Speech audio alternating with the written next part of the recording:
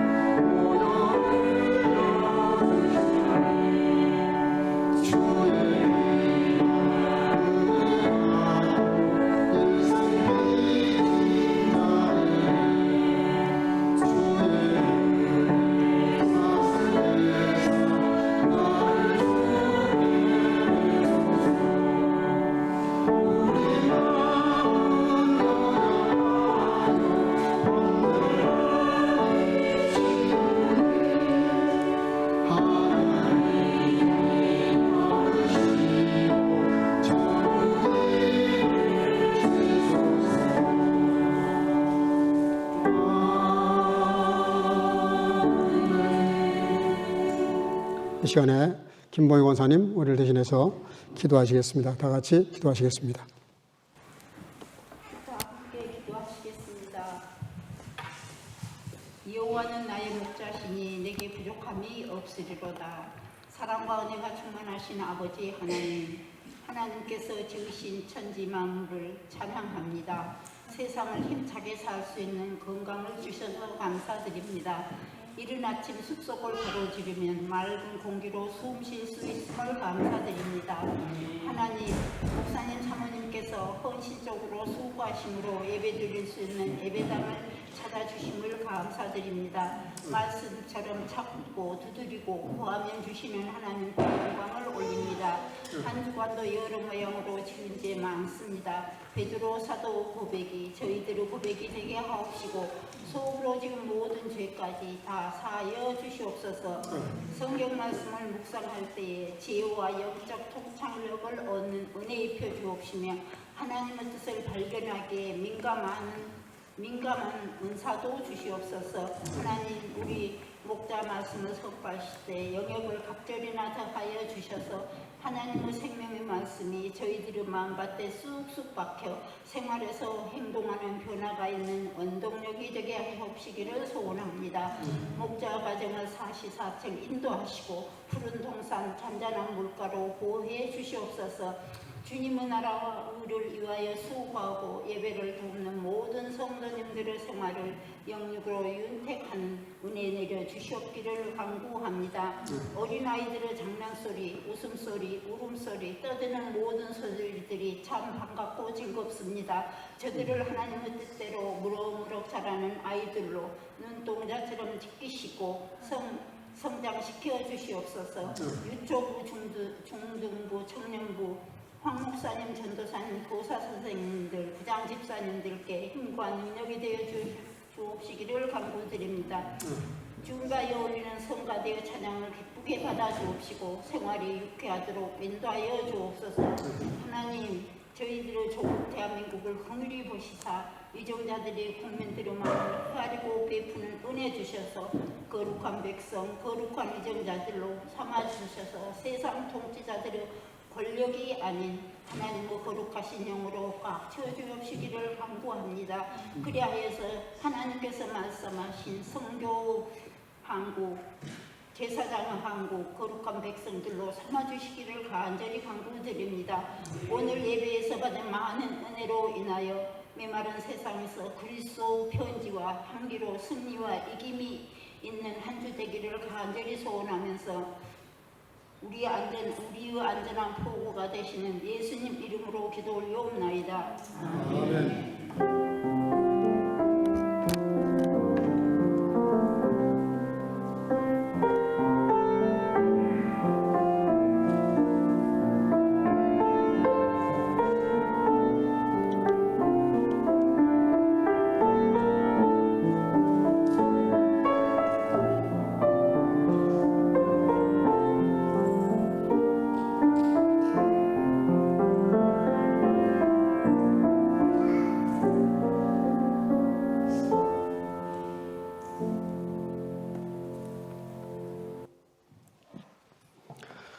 하나님 말씀 마태복음 25장 34절에서 40절까지입니다. 우리 한 목소리로 천천히 같이 봉독하도록 하겠습니다. 34절 다 같이 보겠습니다. 그때에 임금이 그 오른편에 있는 자들에게 이르시되 내 아버지께 복받을 자들이여 나와 창세로부터 너희를 위하여 예비된 나라를 상속하라. 내가 줄일 때에 너희가 먹을 것을 주었고 목마를 때에 마시게 하였고 나그네 되었을 때에 영접하였고 벗었을 때에 옷을 입혔고 병들었을 때에 들어와 보았고 옥에 갇혔을 때에 와서 보았느니라. 이에 의인들이 대답하여 가로되 주여 우리가 어느 때에 주의 줄이신 것을 보고 공개하였으며 목마르신 것을 보고 마시게 하였나이까. 어느 때에 나그네 되신 것을 보고 영접하였으며 벗으신 것을 보고 옷 입혔나이까. 어느 때에 병드신 것이나 옥에 갇히신 것을 보고 가서 배웠나이까 하리니 임금이 대답하여 가라사대 내가 진실로 너에게 이르노니 너희가 여기 내 형제 중에 지극히 작은 자 하나에게 한 것이 곧 내게 한 것이니라 하시고 아멘. 자리에 앉으시고 성가대 찬양을 통해서 영광을 드리겠습니다.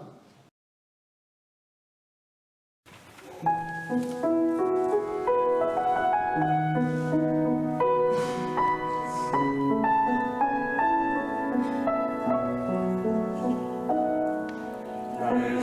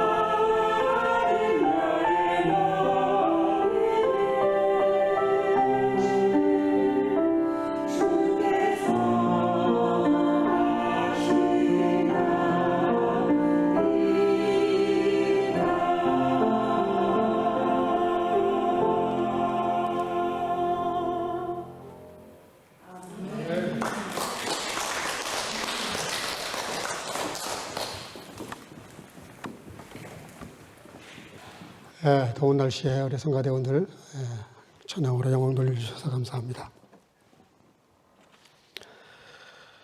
어느 날 아주 포장이 잘 된 그리고 예쁜 끈으로 이렇게 묶은 소포 하나가 시어머니를 모시고 사는 가정에 배달이 되었습니다.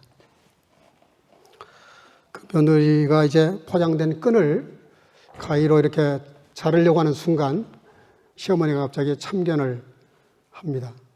애야, 그 끈이라는 게 자르라고 있는 게 아니라 그건 풀라고 있는 거다.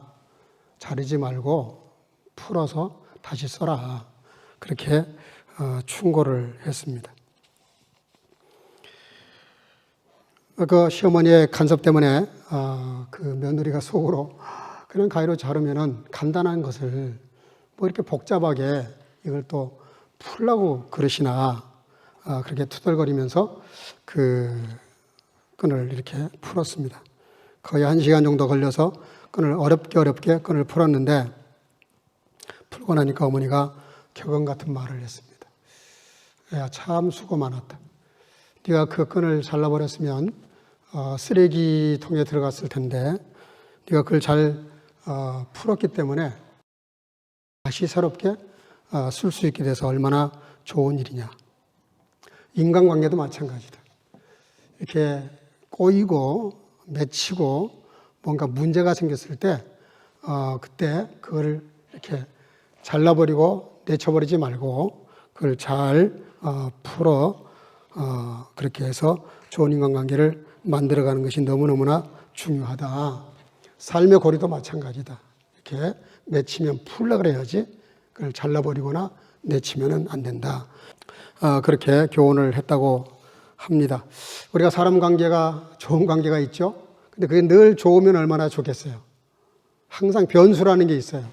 예기치 못한 사건이 개입이 되거나 아무것도 아닌 일로 감정이 상하면 이게 인간관계가 꼬입니다. 꼬이면 그냥 간단하게 잘라버리는 사람들이 있어요. 안 만나면 끝나는 거지 뭐. 너 나 보기 싫어? 나 너 안 보고 싶어. 그러면 끝난다. 이렇게 생각을 합니다. 우리나라 속담에도 있잖아요. 원수는 외나무 다리에서 만난다. 종종 그런 사람들이 있어요.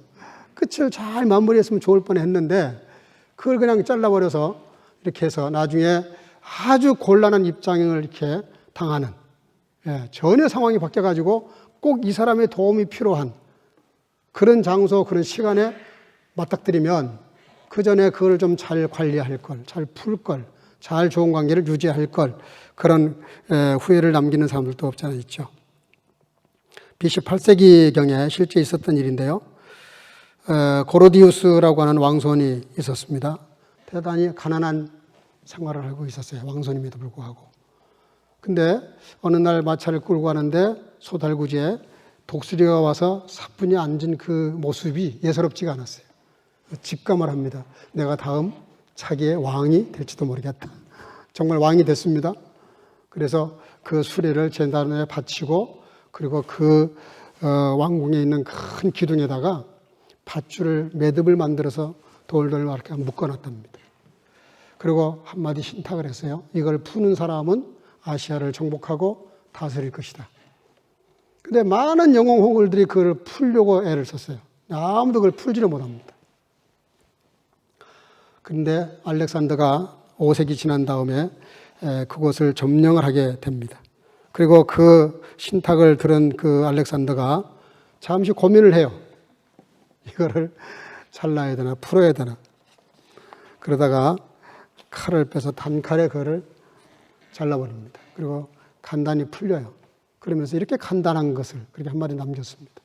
그 알렉산더는 그 끈을 풀지 않았음에도 불구하고 전 세계를 정복을 하죠. 근데 그래서 그랬을까요? 33살에 예수님과 같은 나이에 요조를 합니다.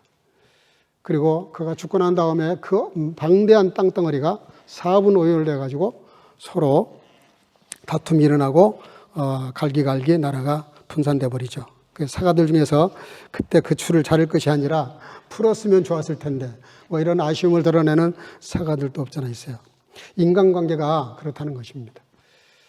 그리고 풀어야 될 문제가 있을 때 조급하게 자르거나 던지거나 외면하지 말고 좀 인내를 가지고, 우리가 덥지만 이렇게 와서 예배 드리면 예배 드리러 올 때는 좀 힘들어도요, 예배를 잘 마치고 잘 드리고 가게 되면 마음에 남이 알지 못하는 기쁨도 있고 시원함도 있단 말이에요. 그런 것처럼 문제가 있을 때, 힘들었을 때, 도전이 있을 때, 뭔가 장애물이 있을 때 포기하면 안 되는 거예요. 잘 그거를 하나씩 하나씩 매듭을 풀듯이 풀어나가는 자세가 필요한데, 특별히 인간관계는 더 그렇습니다.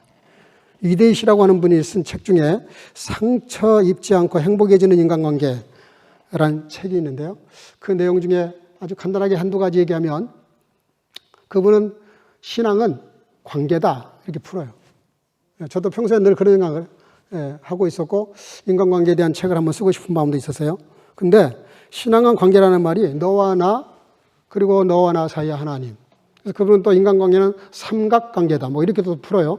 그래서 인간관계를 가장 잘 할 수 있는 방법은 너와 내가 아니고 너와 나 사이에 뭔가 중재자가 있고 관리자가 있고 감독자가 있고 그걸 컨트롤해 줄 수 있는 사람이 있으면 더 좋다. 그게 절대자이면 더 좋다. 그렇게 관계를 풀어가죠. 그래서 오늘 본문인데요. 마태복음 25장 40절인데 이 주절 말씀인데 한번 다 같이 읽어볼까요? 예, 다 같이 시작. 내가 진실로 너에게 이르노니 너희가 여기 내 형제 중에 지극히 작은 자 하나에게 한 것이 곧 내게 한 것이라. 아멘. 예, 말씀 읽으시면 아멘. 예, 이게 아멘 할 말씀이에요. 그러니까 너와 나도 중요하고 다 중요한데 사람들은 대부분 큰 사람만 눈에 들어옵니다. 작은 사람 무시해도 되는 사람들은 눈에 들어오지도 않아요. 신경도 안 씁니다. 근데 하나님 나라는 거꾸로입니다. 눈에 잘 들어온 사람 놔두고 안 들어오는 사람, 외진 곳에 있는 사람, 소외된 사람, 나와 상관이 없을 것 같은 사람, 그런 사람들을 더 생각하라고 성경은 말하는데요. 이분이 뭐라고 충고를 하냐면 사람, 인간관계에 대해서 좀 공부 좀 하라는 거예요. 우리가 자녀들 공부하다가 수학, 영어가 안 되면 과외 공부 시키잖아요. 학원도 보내고. 근데 인간관계가 잘 안 되는 거는 신경도 안 써요. 사실 이게 엄청나게 중요한 거거든요. 저는 그 김창욱 토크쇼를 자주 보는데요. 이분이 워낙 신앙생활을 오래 한 분이고 성경을 많이 알아요. 그래서 인간관계를 풀 때 이분도 주로 보면 성경의 원리를 가지고 풀더라고 보니까. 근데 이분이 아주 재미있는 예화를 들었어요. 미국에 사는 2세들은 집이 가난하든 부유하든 다 영어를 잘한다는 거예요. 네? 다 영어를 잘한다는 거예요. 왜 그러냐? 거기서 태어나고 킨더가르텐을 가든 학교를 가든 어디서든 다 영어를 쓰니까. 그러니까 영어가 아주 그냥 몸에 배어서 너무너무 영어를 잘해. 미국은 거지도 영어 잘한다잖아. 그럼 우리 농담 같은 거 하잖아요. 마찬가지라는 거예요. 집안의 분위기나 부모님들, 내가 늘 가까이 하는 사람들의 그 삶의 태도, 사람을 대하는 태도, 배려할 줄 알고, 친절하고, 사랑할 줄 알고, 이렇게 어려운 사람 돌아보고, 병든 사람 찾아보고, 이런 습관을 가지고 있는 가정에서 태어난 아이들은 인간관계가 그렇게 큰 문제가 없대요. 맨날 아무것도 아닌 일 가지고 다투고 싸우고 티격태격 하는 그런 집안에서 자란 아이들은 나는 크면 절대로 그렇게 안 해야지. 그렇게 각오를 하고 결단하지만 자기도 모르게 어느 사이인가 벌써 자기도 싸우고 있는 거예요. 딱 부모를 닮아가고 있는 거예요. 이 환경이 얼마나 중요한지 몰라요. 이 인간관계 환경이 얼마나 중요한지 몰라요. 그래서 그렇게 다른 거는 과외 공부도 하고 특별 강의를 받으면서 왜 인간관계가 잘 안 되는 사람들은 그렇게 내팽개쳐버리고 공부하지 않느냐, 그런 반문을 해요. 오늘 저와 여러분들도 좀 성경이 말씀하시는 인간관계가 뭔지 너무 방대하고 너무 많아요. 성경 기록 자체가 관계예요, 관계. 많은 사람들과의 관계에서 벌어지는 사건을 기록하고 있어요. 그렇기 때문에 하나님과 나와의 관계, 나와 이웃과의 관계, 그 사이에 하나님이 계시느냐 안 계시느냐, 또 하나님이 없는 인간은 어떤지, 그 관계가 어떤지에 대해서 엄청나게 많이 기록하고 있어요. 아마 인간과 이 관계에 대한 설교만 1년 내내 해도 모자랄 정도예요. 오늘 간단히 몇 가지만 좀 소개하는 가운데 날씨도 더우니까 말씀을 간단히 좀 이렇게 생각해 보려고 합니다. 창세기 1장 27절인데요. 다 같이 한번 읽어보겠습니다. 로마서 3장도 읽겠는데요. 다 같이 창세기 1장 27절 다 같이 시작. 하나님이 자기 형상 곧 하나님의 형상대로 사람을 창조하시되 남자와 여자를 창조하시고. 로마서 3장 10절 시작. 기록한 바 의인은 없나니 하나도 없으며 깨닫는 자도 없고 하나님을 찾는 자도 없고 다 치우쳐 한 가지로 무익하게 되고 선을 행하는 자는 없나니 하나도 없도다. 이 두 절 말씀에서 뭘 느껴요? 정말 아이러니하지 않아요? 하나님의 형상대로 지음받았어요. 그것도 성부, 성자, 성령께서 합심해서 만들어낸 존재가 인간입니다. 근데 갑자기 로마서 3장 12절에 이하에 보면은 인간의 실존이 어떤지, 실체가 어떤지를 아주 적나라하게 말해요. 목구멍 열린 무덤이고 말이에요. 의인은 없는데 하나도 없는 정도가 아니에요. 다 치우쳐서 이렇게 살아갈 수 없다는 거예요, 사람이. 그럼 무슨 문제가 있는 거죠? 왜 이런 일이, 이런 현상이 벌어지는 거죠? 인간의 교만과 하나님의 창조의 질서에 순응하지 못하고 감사하지 못하고 이미 하나님의 형상이니까 하나님 같은 존재인데 더 높아지겠다고 하는 욕심, 아주 극도의 교만이 인간을 그렇게 비참한 존재로 만든 것이죠. 그런 존재를 하나님께서 예수님을 통해서 이 땅에 보내셔서 우리를 구원을 시키셨어요. 근데 구원받은 저와 여러분들이 영혼은 거듭났는데 이 타락한 본성, 본능, 사람이 본능대로 살면 절대로 안 됩니다. 본능이 이끄는 대로 살면 안 돼요. 이 아담, 하의 피가 흐르고 있기 때문에 우리의 본능은 아주 하나님 앞에 온수질 만한 그런 존재들이에요. 그래서 그걸 극복하기 위해서 예수님이 이 땅에 보내신 거죠. 예수님으로 인해서 거듭난 사람을 따릅시다. 거듭나다. 거듭났다. 거듭났다는 게 뭐냐면 죽었다 살았다 이런 얘기입니다. 옛사람이 죽고 영이 서로 거듭났는데 남아있는 잔 찌꺼기들이 있단 말이에요. 우리 육신에. 그래서 육신대로 살고 싶은 대로 하고 육신대로 움직이는 사람들을 보면은 거의 동물 수준이죠. 그런 인간관계에서 우리가 그런 존재니까 너 나한테 왜 그래? 근데 나는 또 너한테 왜 그러는데? 좀 생각을 해야 될 거 아니에요. 저는 인간관계에서 제일 정말 경구 같은 내용이 있다면은 사자성어가 있다면은 역지사지입니다. 역지사지. 저 사람이 왜 그럴까? 나면 어떻게 했을까? 나라도 저렇게 했을까? 한번 뒤집어 보는 거예요. 판을. 뒤집어 보면 금방 답이 나옵니다. 왜 저 사람이 저러는지 이해가 어느 정도 되게 돼 있어요. 아마 나 같으면 더 했을지도 몰라. 반성이 나올 수도 있고. 인간관계에서 본이 되는 이야기들이 생각이 너무 많이 있지만 그중에 대표적인 거 하나가 누가복음 10장 25절에서 37절 이하에 나오는 선한 사마리아 비유입니다. 강도 맞는 사람이 나오죠. 일단 이 사람이 지금 도움이 필요한 거예요. 제사장과 레위는 그냥 지나갔다는 거예요. 종교적인 이유 때문에. 레위기 2장 21장 1절인데 제가 읽을게요. 여호와께서 모세에게 이르시되 아론의 자손 제사장들에게 고하여 이르라. 백성 중에 죽은 자를 인하여 스스로 더럽히지 말려니와. 이 성경 구절 때문에 레위인과 제사장이 그냥 지나간 겁니다. 혹여 도와주려다가 죽으면 시신을 만지는 것이 되고 부정한 사람이 되어서 제사 집회를 못해요. 그러니까 성경을 근거로 안 도와준 겁니다. 그러나 아직 죽지는 않았잖아요. 살아있는 동안은 도와줄 수 있는 거잖아요. 죽은 다음에 안 만지면 될 거 아니에요. 그게 말이 안 되는 거예요, 이것도. 예. 너무 자기 합리화를 시킨 거죠. 그런데 선한 사마리아 사람은 잘 아는 대로 이스라엘 사람들과 거의 원수지간입니다. 서로 인정하지 않아요.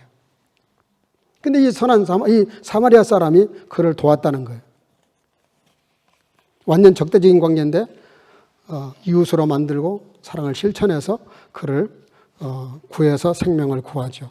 예수님을 상징한 사람이 바로 선한 사마리아 사람인데 인간관계를 풀어갈 때 예수님 같은 마음으로 풀어라 하는 그런 교훈이죠. 또 예를 들 수 있는 사람 중에 하나가 다윗과 요나단입니다. 참 이 두 사람 인간관계가 성경에 아마 으뜸일 수도 있어요. 사무엘상 18장에 보면 1절 3절에 보면 다윗과 요나단이 깊은 우정을 나눠요. 1절에 보면 요나단이 다윗을 자기 생명처럼 사랑했다. 3절 더불어 언약을 맺었다. 4절 요나단이 다윗에게 그의 옷과 군복과 칼과 화살을 다 벗어주었다.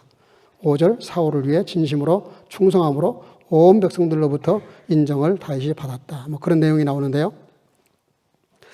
이 두 사람의 우정이 나중에 어떻게 가냐면요. 바로 그 다음 장 사무엘 하 9장 1절에서 11절 이하에 보면 다윗이 이 요나단과의 우정을 어떻게 지켜가는지에 대한 내용이 나옵니다. 거기 세 유형의 그런 관계가 나와요. 그게 뭐냐면요. 나중에 사울도 죽고 요나단도 죽어요. 근데 다윗이 왕이 됐어요. 근데 다윗이 사울에게 당한 그런 억하심정, 자기를 죽이려고 했던 그런 원수 같은 사람보다는 자기에게 그런 아버지의 그런 관계를 알면서도 자기를 자기 생명보다 더 사랑했던 요나단이 생각이 나면서 갑자기 혹시 요나단의 후손이 누가 없냐, 살아있는 사람이 없냐, 수소문에서 찾아보니까 무비보셋이라고 하는 장애인이 하나 있는 거예요. 걷지를 못하는 장애인이 한 사람이 있다는 걸 알게 돼요. 찾아냅니다. 찾아내서 그를 극진히 대하는데요. 여기서 우리가 인간관계를 어떻게 하면 잘할 수 있는지 그 비결을 우리에게 가르쳐 주고 있어요. 그게 뭐냐면 다윗이 만약에 무비보셋을 봤을 때 이거를 지금 사울 임금의 손자로 보면 단칼에 베버려야 돼요. 원수의 손주잖아요.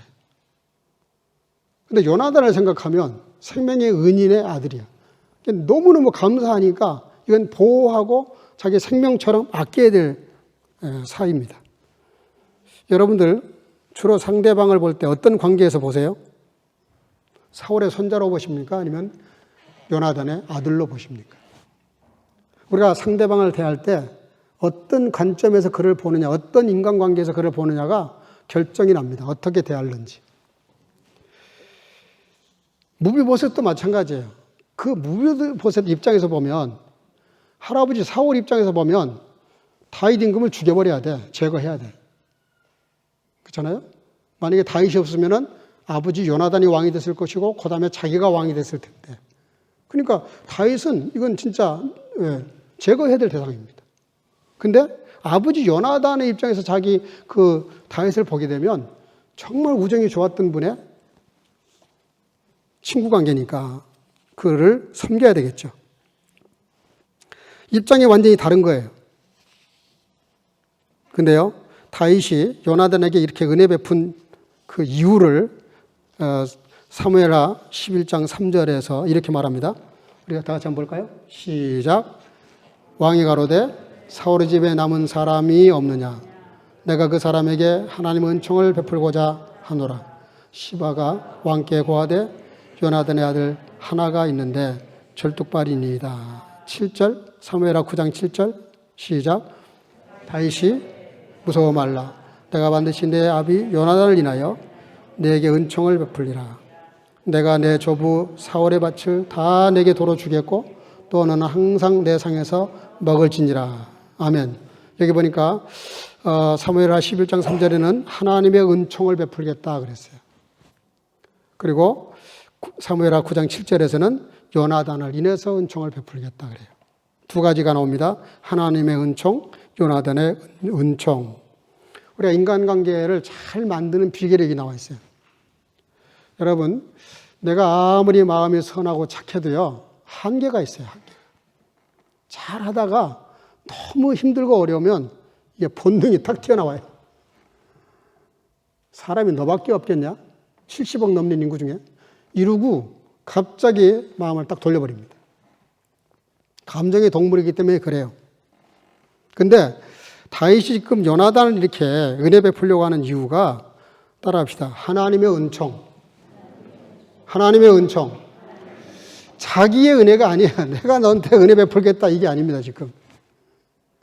하나님의 은혜를 너에게 베풀겠다는 거예요. 무슨 말이죠? 다윗이 하나님의 은혜를 깨달은 사람이 이 사람 지금. 자기가 어떻게 왕이 됐고 몇 번이나 죽을 뻔한 상황에서 어떻게 살아났는지 하나님이 자기를 어떻게 빼돌리셨는지 어떻게 보호하셨었는지 낱낱이 기억하고 있어요. 그 하나님의 은혜를 생각해 보니까 지금 무비보셋을 사랑하는 건 아무것도 아니야. 아무것도 아니야. 이건 장난이야. 자기가 그동안에 겪었던 그 어려운 일들, 말로 다 할 수 없었던 그 곤욕스러운 순간들, 사울이 자기를 죽이려고 삼천의 군사를 이끌고 쫓아왔을 때 얼마나 정말 간담이 선을 했겠어요. 너무 위험하고 위기를 느끼니까 미친 사람 척하고 블레셋에 가가지고 침을 질질 흘리면서 미친 짓을 하잖아요. 살아남자고. 그러니 얼마나 그 하나님의 은혜가 그에게 컸겠어요. 그 받은 은혜가 커서 오늘 무비보셋을 그를 자기가 은총을 베풀겠다는 거예요. 그 은총도 그냥 베푸는 것이 아니라 요나단을 생각해서. 그러니까요, 이제 쉽게 답을 정리하겠어요. 여러분들, 인간관계를 잘할 수 있는 비결이 뭐냐? 저는 미워할 생각을 하지 말라니까요. 그걸 찾아내면 안 돼요. 저도 종종 그 찾아져요. 그게 찾아내려고 그러는 것이 아니라 생각이 나는 걸 어떻게 해. 근데 그거를 제거해야 되는 거예요. 그거를. 어떻게 하면 저 사람에게 은혜를 베풀까? 그거를 내가 베풀려고 그러면 이것도 안 돼요. 안희숙 씨가 감옥에 갇혔을 때 그 문둥병 환자가 있는데 그냥 냄새가 악취가 나는데 그 발에 막 동상이 걸려가지고 썩어서 냄새가 나는데 같이 있는 것조차도 역겨운 거예요. 근데 간절히 하나님께 기도했어요. 제발 어떻게 이거 좀 어떻게 좀 제거해달라고.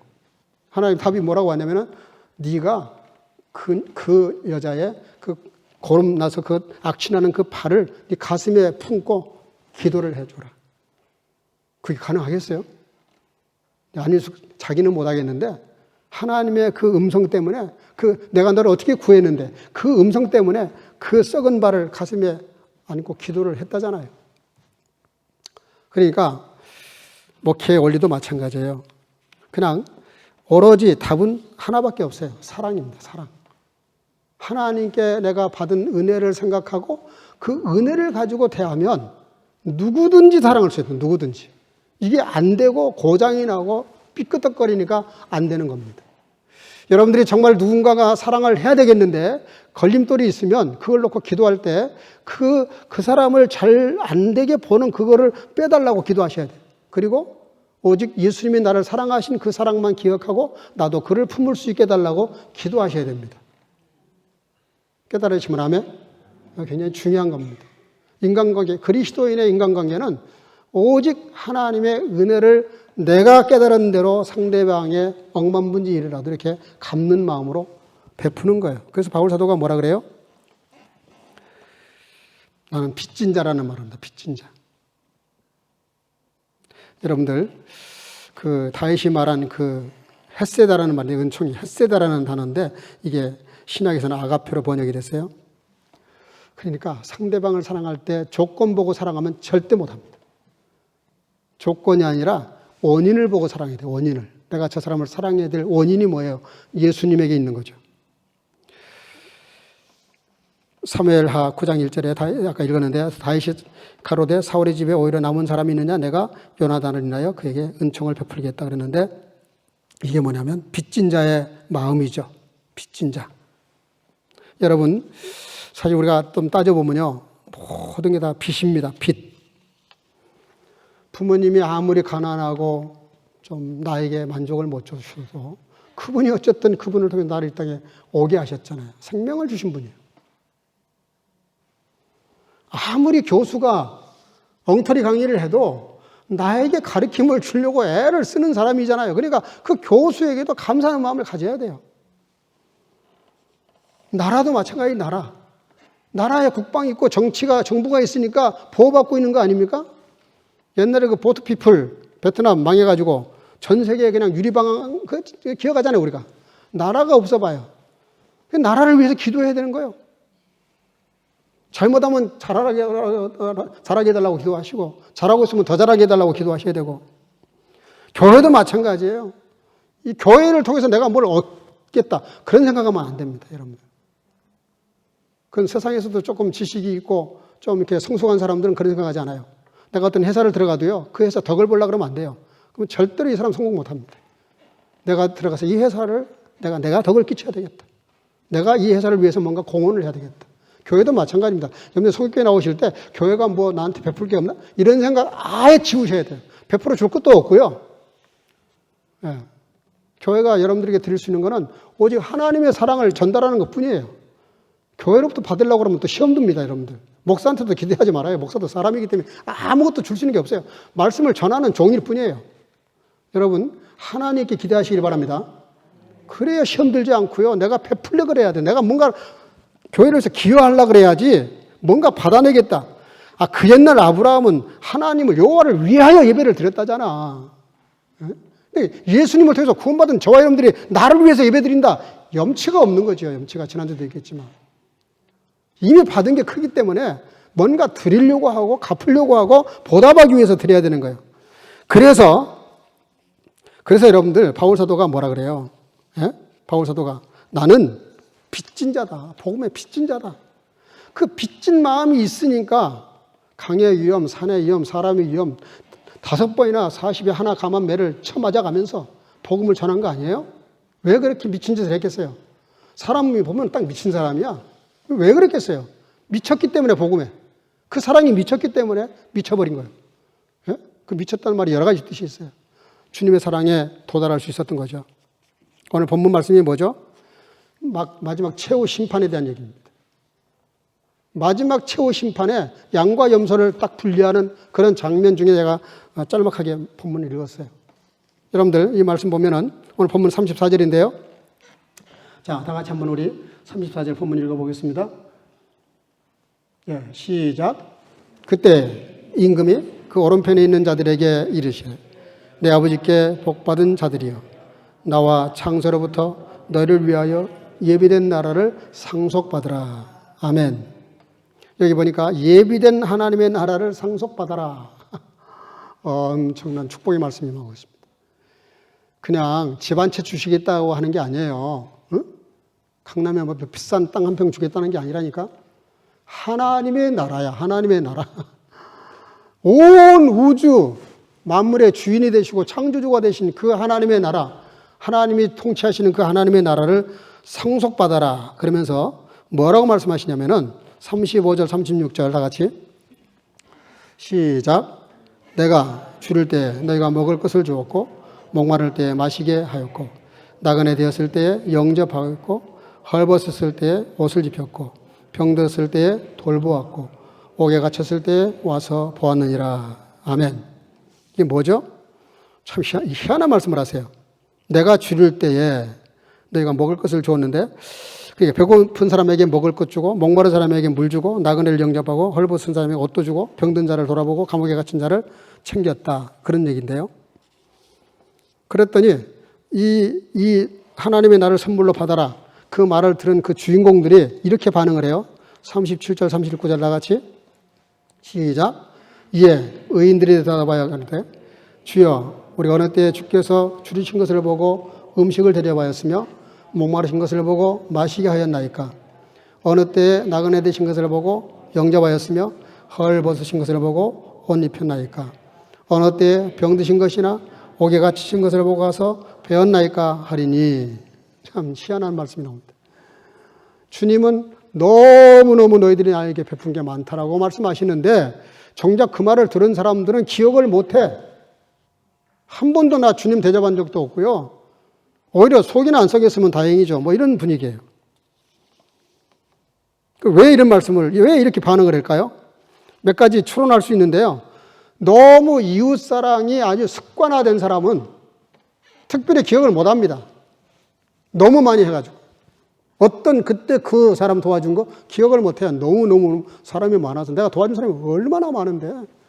누구를 특정해서 기억 못 합니다. 그랬거나, 너무 많이 해서 그랬거나. 두 번째는요, 또 추론해 볼 수 있는 거는 아무 대가나 보상을 바라지 않고 해도 기억을 못 해요. 내가 이 사람 도와주고 언젠가 이놈이 나한테 은혜를 갚겠지. 절대로 잊어버리지 않죠. 그놈은 잊어버리면 돼. 근데 사람이라는 게 그렇잖아요, 심리가. 나는 뭔가 베풀었을 때 하도 베푼 게 없어가지고 다 기억하고 있어. 다 기억해봐야 10손가락도 안 돼. 다 기억하죠. 그리고 그 사람을 내가 도와주고 챙겼을 때 내가 뭔가 대가를 받겠다. 절대 잊어먹지 못하죠. 상대방은 새카맣게 잊어먹고 있는데 자기는 잊어먹지 못해요. 왜냐하면 이놈이 아직도 신세를 나한테 안 갚았거든. 갚을 때까지 잊어먹지를 못하는 거예요. 나 한국에 요즘 기사 보다가 가심단에 났던데 그 결혼식인데 그 음식을 한 사람당 한 10만 원짜리를 준비했나 보지. 근데 저희 그 축의금을 5만 원을 내고 식구가 다 와가지고 5명이 다 먹고 갔다. 50만 원어치 먹고 갔다. 이래가지고 이게 기사가 났더라고요. 너무 화가 나가지고 전화가 왔더라는 거예요. 야, 세상에 식구 5명이 와서 50만 원어치 먹고 5만 원 내고 가냐? 내가 너 지난번에 결혼식 너네 할 때 경조사 때 내가 낸 축의금 조의금이 20만 원인데 뭐 이걸 따진다는 거예요. 참 유치찬란하죠. 그런 걸 따질 것 같으면 뭐 하려고 축의금을 받고 축의금을 주고 그러겠어요. 그렇다는 거예요. 그렇다는 거예요. 그러니까 많이 베풀었는데도 기억을 못한다. 여러분들 또 세 번째 추론할 수 있는 거는요. 기억하지 못하는 거요. 그 받는 사람의 그 입장에서 그 사람 형편과 사정을 따라서 주님의 사랑으로 그 사람만 생각하고 한 것일 때 기억을 하지 못합니다. 자기를 연결시키지 않은 거예요. 자기를 죽이고 자기를 없애고 자기를 제거하고 그냥 베푸는 걸로 끝나는 거예요. 그러니까 주의 이름으로 진짜 중심에 주님의 이름으로 주님의 심정으로 도와주고 나면요. 자기는 없거든요. 그러니까 기억을 못하는 거예요. 근데 이건 내가 너한테 베푼다. 이건 내가 너 도와주는 거야. 이러면 절대 잊어먹지 못해요. 그래서 우리가 인간관계에서 좋은 관계는 모든 게 다 주님 중심으로 해야 됩니다. 그럼 주님만 남거든요. 근데요, 거꾸로 가. 주님도 안 계시고 교회도 없고 지만 남어. 그거는 죽으라고 고생하고 베풀고도 하나님께 욕먹을 짓이요. 그리스도는 그렇게 하면 안 됩니다. 그거는 이미 사랑도 아니고요. 배려도 아니고요. 베푸는 것도 아니에요. 그건 지가 지 기분 풀자고. 그 병입니다. 병. 자기 만족을 위해서 하는 거거든요. 근데 사회 사업하고 사회 봉사하는 사람들 중에서 그런 사람들 꽤 많아요. 내가 오늘 봉사로 갔더니 얼마나 내가 기쁜지 몰라. 근데 그 봉사 받은 사람은 불편할 수도 있거든요. 그런데 주님의 그리스도인의 인간관계는 그렇게 하면 안 됩니다. 여러분들 그리스도인의 그 인간관계는 철저히 자기를 죽이고 주님만 남는 봉사와 섬김과 베풀미 있어야 될 줄로 믿습니다. 그렇게 하셔야 됩니다. 안 되더라도 그렇게 하려고 애를 써야 돼요. 자기가 드러나려고 그러면 빨리 자기를 쳐서 없애야 돼요. 그래서 마지막 결론이 뭐죠? 앞에 읽었는데 내가 진실로 너에게 이르노니 너희가 여기 있는 형제 중에 지극히 작은 자 하나에게 한 것이 곧 내게 한 것이다. 여러분 정말 무시할 만한 사람, 아무도 알아주지 않는 사람, 표도 안 나고. 우리나라는 그 무슨 수혜가 있거나 어려운 일이 있을 때 공영방송에서 이렇게 기부하는 걸 다 생방송으로 내보내면 그 기금이 수십억이 모입니다. 근데 아무 표도 안 나고 기사도 안 나고 알아주는 사람도 없고 그런 것에다가 기부하는 사람들 극소수예요. 전부 다 자기를 위해서 한다는 뜻이에요. 그게. 그리스도인은 거꾸로 가셔야 됩니다. 거꾸로. 사람들이 전혀 모르는데 오른손이 하는 걸 왼손이 모르게 그거 불가능하잖아요. 근데 그렇게까지 애를 쓰라는 거예요. 그러면 누가 알아주세요? 하나님이 알아주신다는 거죠. 그렇잖아요. 우리 그 하나님이 알아주시는 것 때문에 하는 거 아니에요? 우리 교회가 헌금을 왜 공개를 안 하는데 재정부하고 저하고 세 사람만 알아요. 누가 11조하고 누가 얼마를 했고 누가 감사하고 누가 뭐를 하고 아무도 우리 교회에 아무 사람 없어요. 재직회에서 재정부가 철저히 감사받고 다 하지만 일체 헌금한 사람들 명단 발표 안 해요. 안 하는 이유가 뭐예요? 저도 가끔 그런 유혹이 오긴 해. 이걸 하면 확 까버려 그냥. 여러분들 언젠가 한번 오래전이에요. 오래전. 저한테 시험이 든 분이 한 분 있었어요. 겉으로 보니까 그렇게 보였나 봐. 왜 시험 들었냐고 내가 아주 정말 만나서 진실을 한번 얘기해봐라. 남자든 남자로 얘기 좀 해봐라. 그랬더니 목사님이 교회다가 뭐 받는 것이 많지 드리는 헌금이 뭐 얼마나 되냐는 뭐 헌금 얘기를 해. 그래서 그 사람을 위해서 제가 명단 한번 까줬어요. 그러니까 고개를 팍 숙이고 빌더라고 나한테 죄송하다고. 여러분들, 사람들이 아니까, 그 사람들 앞에서 이렇게 뭔가 드러나니까 그 사람을 이렇게 인정하고, 안 드러나니까 함부로 무시하고, 그건 전부 인본주의예요. 그렇게 하면 안 돼요. 저 사람 진짜 교회 하는 게 뭐 있어? 그렇게 함부로 말하면 안 돼요. 예? 사람은 모른다니까? 천국 가서 까봐야 알아요. 겸손해 하셔야 됩니다. 그리고 누구를 대하든지 간에 주님 중심으로 대해야 돼요. 마지막 짧은 얘기 하나 하고 마치겠습니다. 한 수도원에 너무 문제가 많은 수도원이 있었는데 한번 얘기 오래전에 했던 건데요. 그 수도원이 문제가 많았어요. 근데 그 수도원장이 너무 골치가 아프니까 해결을 하려고 해도 안 되는 거. 하면 할수록 더 꼬이는 거예요, 문제가. 너무 분위기가 안 좋아. 할 수 없이 멘토를 찾아갔어요. 이런 사정인데 어떻게 해야 이거 해결이 되겠습니까? 그때 그 멘토가 이렇게 말했어요. 그래, 오늘 가서 한마디 꼭 해라. 그 뭔데요? 그 수도원에 변장을 한 수도사들 중에서 예수님이 변장해가지고 계신다. 실제니까 가서 그렇게 얘기해라. 그래서 그 수도원장이 와서 그 얘기를 했대요. 그때 다들 상대방 쳐다보는 거예요. 자기는 아닌 거 아니까. 누구지. 그날부터 수도원 분위기가 확 바뀌더래요. 전부 다 조심하고, 말 한마디도 조심하고, 친절하고, 혹시 이분일지 모르니까. 여러분, 지금 이 자리에 변장하고 예수님이 와 앉아 계십니다. 아멘? 그렇게 믿고 대하시라니까. 누굴지 몰라. 그런 마음으로 대하면 어떻게 함부로 대하겠어요? 그런 마음으로 대하면 인간관계가 다 자연스럽게 시간이 갈수록 풀어지고 더 돈독해지고 더 아름다워지고 더 좋아지죠. 이런 사람들에게 오늘 본문이 뭐라 그래요? 따라합시다. 하나님 나라의 상속자. 저와 여러분들이 하나님 나라의 상속자 될 수 있기를 주의 이름으로 축복합니다. 기도하겠습니다. 사랑과 은혜가 충만하신 아버지, 무더운 날씨에 나와 주님께 예배하는 귀한 시간에 주의 말씀을 잠시 이렇게 전했습니다. 하나님, 사람의 말 다 제거하시고 주의 말씀만 남아서 저들 영혼 속에 늘 차고 넘치고 역사하고 인도하심으로 모든 인간관계가 그리스도인답게 아름다운 관계를 만들어가도록 축복해 주실 줄로 믿사옵고 예수님의 이름으로 기도하옵나이다. 아멘. 말씀을 생각하시면서 278장 부르면서 준비한 예물을 드리겠습니다.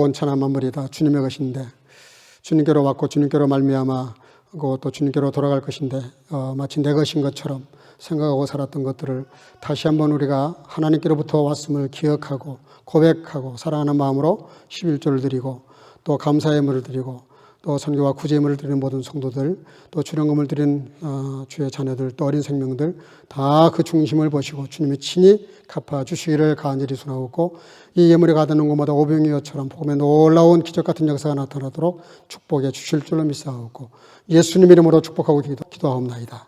아멘. 몇 가지 안내 말씀 좀 드리겠습니다. 더운 날씨 이렇게 많이 나오셔서 감사한데 지금 한 7, 8가정이 여행을 나가 있습니다. 많은 분들이 지금 나가 있는데 위해서 기도해 주시고요. 혹시 여행 가시게 되면 저에게 살짝 좀 얘기해 주시기 바랍니다. 예배 마치면 옆 잘로 가셔서 한 분도 빠지 마시고 교제 나눠 주시기를 바라고요. 특별히 휴가철에서 지금 휴가를 많이 나가시는데 또 이럴 때 우리가 신앙이 좀 이렇게 해해질 수 있어요. 적어도 성수주일은 절대로 범하지 마시고 꼭 나와서 예배 드리시길 바라고, 지금 수요일하고 금요일 이 교회당 사용을 허락하지 않고 있기 때문에 어쨌든 지금 이 학교 측과 계약이 이렇게 돼서 그런 일들이 이제 일어나고 있는데 금요일 날 수요일 날 일체 쓰고 있잖아요. 그래서 지금 어쩔 수 없이 줌으로 수요일 날 금요일 날 하고 있는데 좀 들어오시고 화면을 끄셔도 좋아요. 그냥 듣기만 하셔도 됩니다. 그래서 수요일 날 7시 반, 금요일 날 7시에 줌으로 계속 하고 있습니다. 많이 참석해 주시기를 바랍니다. 주중에 혹 도움이 필요하신 분들은 언제든지 시간 구애받지 마시고 저에게 연락 주시기를 바라고요. 우리 옆 사람과 더불어 인사합시다. 좋은 인간관계를 만듭시다. 주 이름으로 사랑하고 축복합니다. 예배 끝나고 잠깐 순서 가지겠습니다.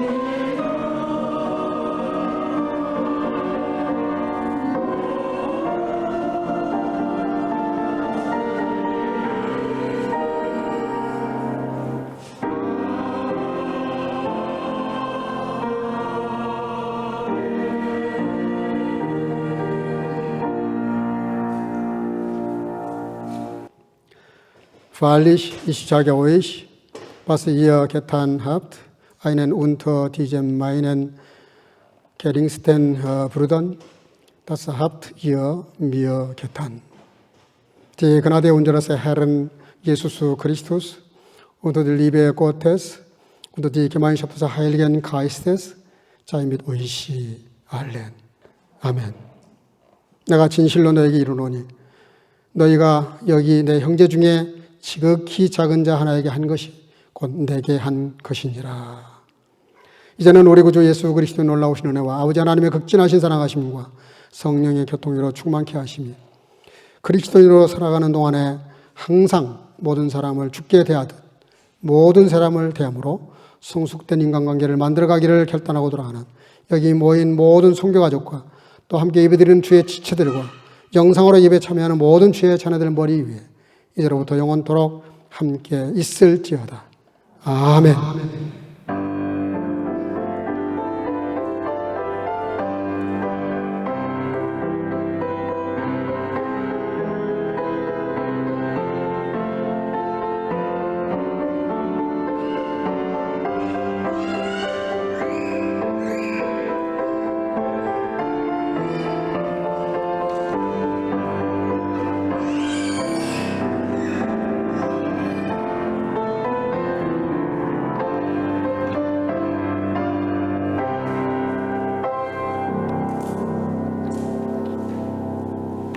네, 잠깐만 자리에 앉으시고요. 우리 장소리 부모님들 이렇게 같이 오셨습니다. 동생도 같이 왔네요. 잠깐 인사 좀 하실까요? 반갑습니다. 네, 반갑습니다. 네. 끝나면 다 옆방에 가셔서 같이 교제 좀 나눠주시기 바랍니다. 네, 지난 주간에 우리 또 김혜옥 집사님 생일을 맞이했습니다. 오늘 못 오셨나요? 김혜옥 집사님? 네, 오늘도 근무신가 보네요. 우리 영상으로 축하하겠습니다. 감사해요.